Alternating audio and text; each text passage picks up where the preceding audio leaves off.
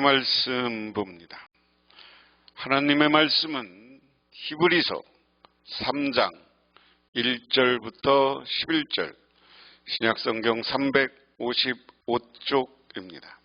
그러므로 함께 하늘의 부르심을 받은 거룩한 형제들아, 우리가 믿는 도리의 사도이시며 대제사장이신 예수를 깊이 생각하라. 그는 자기를 세우신 이에게 신실하시기를 모세가 하나님의 온 집에서 한 것과 같이 하셨으니, 그는 모세보다 더욱 영광을 받을 만한 것이 마치 집 지은 자가 그 집보다 더욱 존귀함 같으니라. 집마다 지은 이가 있으니 만물을 지으신 이는 하나님이시라. 또한 모세는 장래에 말할 것을 증언하기 위하여 하나님의 온 집에서 종으로서 신실하셨고, 그리스도는 하나님의 집을 맡으신 아들로서 그와 같이 하셨으니, 우리가 소망의 확신과 자랑을 끝까지 굳게 잡고 있으면 우리는 그의 집이라. 그러므로 성령이 이르신 바와 같이 오늘 너희가 그의 음성을 듣거든 광야에서 시험하던 날에 거역했던 것 같이 너희 마음을 완고하게 하지 말라. 거기서 너희 열조가 나를 시험하여 증언하고 40년 동안 나의 행사를 보았느니라.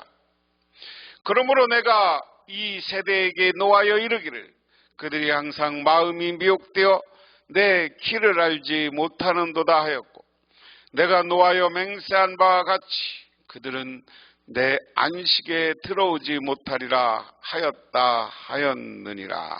아멘. 히브리서는 이 예수님은 누구신가라는 것에 대한 답변을 해주는 형식으로 계속해서 말씀을 이야기하고 있습니다. 오늘은 예수님은 누구신가? 근데 예수님은 누구신가라는 질문을 왜 계속하고 그거에 대한 답변을 한다고 그랬어요? 그 당시에 배교자의 문제 또는 흔들리는 신앙인. 우리의 믿음은 뭐예요?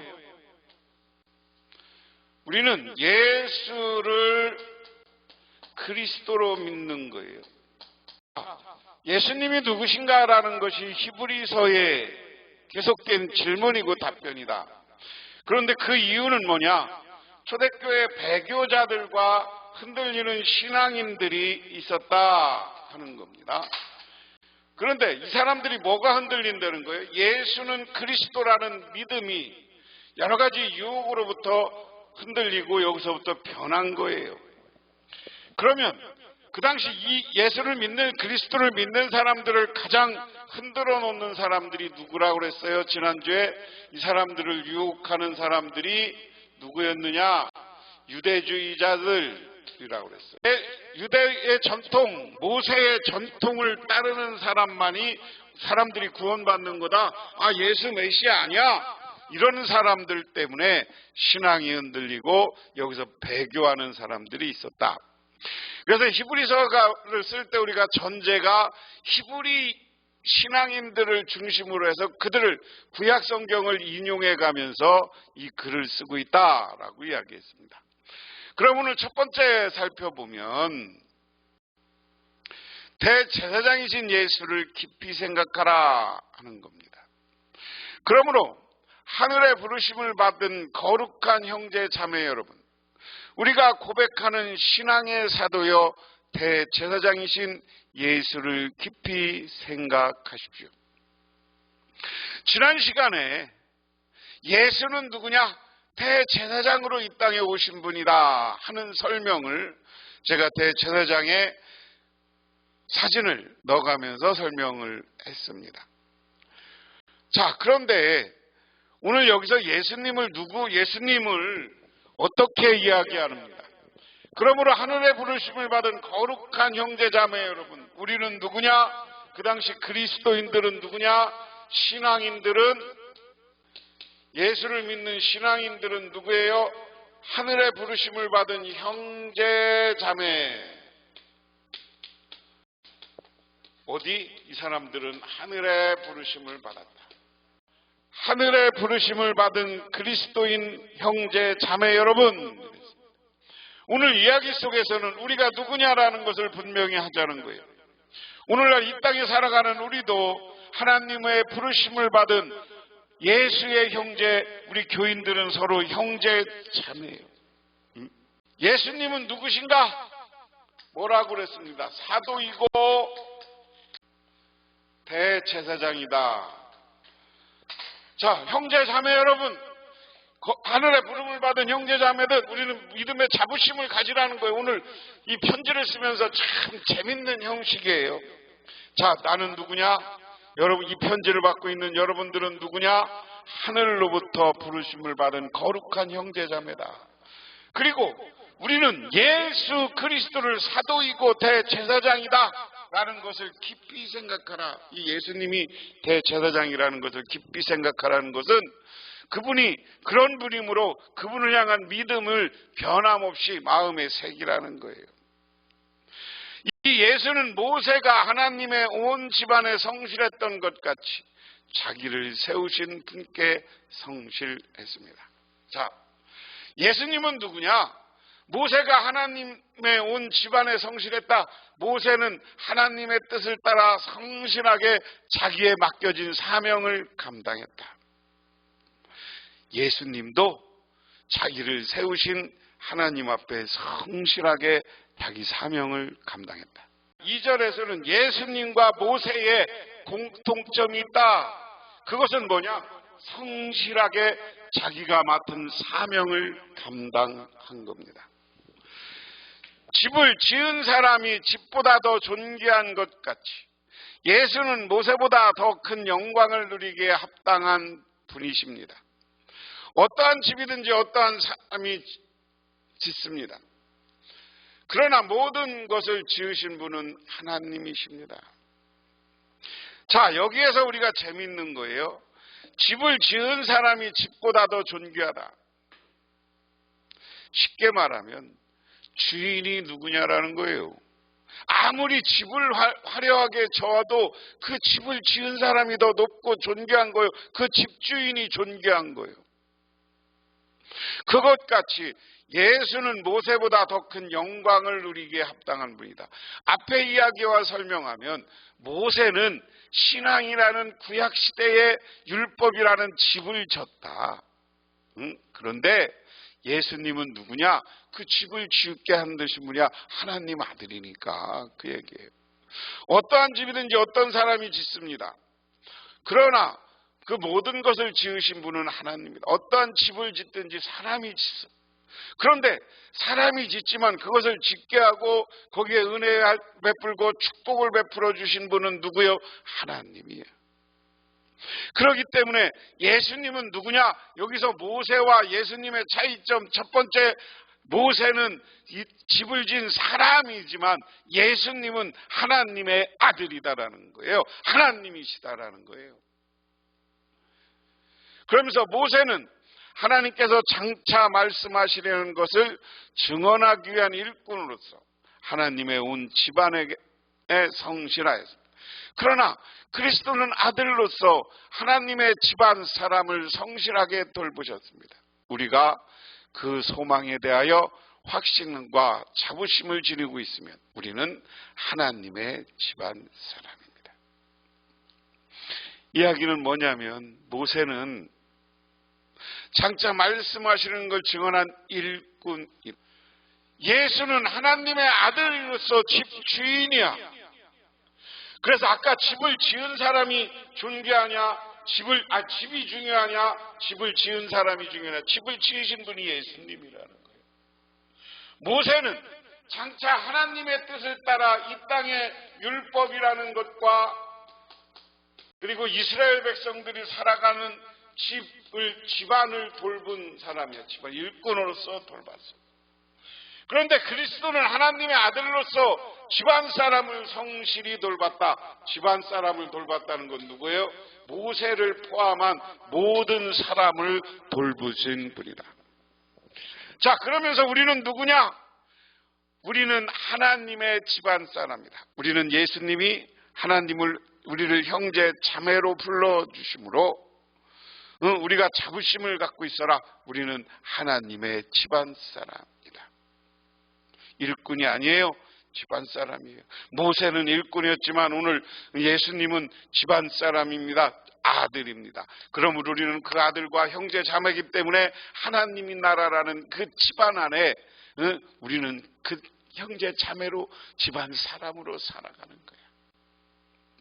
그의 모세와 예수님의 차이점은 모세는 일꾼이지만 예수님은 하나님의 아들 그리스도의 집안의 사람의 아들이다. 우리도 예수님이 우리를 형제 자매로 불러주셨으므로 우리도 그 집안 사람이다. 그런 자긍심을 가져라. 그 다음에 안식에 대한 종말론적 이해입니다. 그러므로 형령이 같이 말씀하셨습니다. 너희가 오늘 그의 음성을 듣거든 너희 조상들이 광야에 시험받던 날에 반역한 것과 같이 너희 마음을 완고하게 하지 말라. 거기서 그들은 나를 시험을 보았고 40년 동안이나 내가 하는 일을 보았다. 그러므로 나는 그 세대에 분노해서 말하였다. 그들은 언제나 마음이 미혹되어 내 길을 알지 못하였다. 내가 진노하여 맹세한 대로 그들은 결코 내 안식에 들어오지 못할 것이다. 안식에 대한 종말론적 이해는 뭐냐면 사람에게 있어서 최고의 안식은 뭐예요? 하나님 나라에 들어가는 거예요. 하나님 나라에서 영원한 쉼과 평안을 얻는 것이 안식입니다. 하나님 나라예요. 우리 안식이라는 건 뭐냐? 우리가 하나님 나라에 가서 쉼과 평안을 얻는 것이 가장 큰 안식이요. 그러므로 성령이 이같이 말씀하셨다. 너희가 그의 음성을 듣거든 너희 조상 광야에서 시험 받던 날에 반역한 것 같이 너희 마음을 완고하게 하지 마라. 야, 너희들 하나님의 말씀을 들었지 않냐? 말씀을 듣거든 이 말씀은 뭐예요? 복음이에요. 복음. 말씀을 들은 이 복음을 듣거든 배교하고 흔들리지 마라. 너희들 옛날에 너희 조상이 광야에서 하나님을 반역하고 배교했을 때 어떻게 했어요? 마음을 완고히 했다. 이 말을 여기 여러분 성경은 뭐예요? 시험하던 날에 너희가 거역하였던 것 같이 마음을 완고하게 하지 말라.